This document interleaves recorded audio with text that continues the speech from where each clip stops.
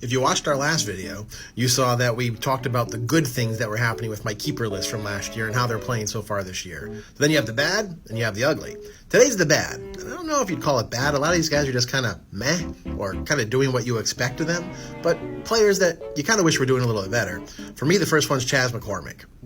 So Chas McCormick, I kept him at $5. He's hitting .278. He has 2 runs scored, 2 RBIs, and a stolen base, which is nice, but he's had a couple off days already, and he hasn't shown that power yet. He hasn't hit any home runs. You're kind of hoping that he would hit some home runs because that's what he's there for. And in that lineup in Houston, you got a lot of guys on base so you can bring the RBIs up. And I think he'll still be able to do it. It's only a week. There's no reason to overreact to anybody, but I just kind of wish he was doing a little bit better. Trevor Story, same kind of thing. He's playing and he's not hurt. That's a good thing, but he's kind of meh. Trevor Story is hitting .269 with 1 run scored, 4 RBIs, and he does have a stolen base. He's been caught stealing a couple times too, which means he's ready to run. You get him up there with Duran, and the two could be running all over the place, which would be great. Again, nothing to overreact now, just players that you kind of wish were doing better.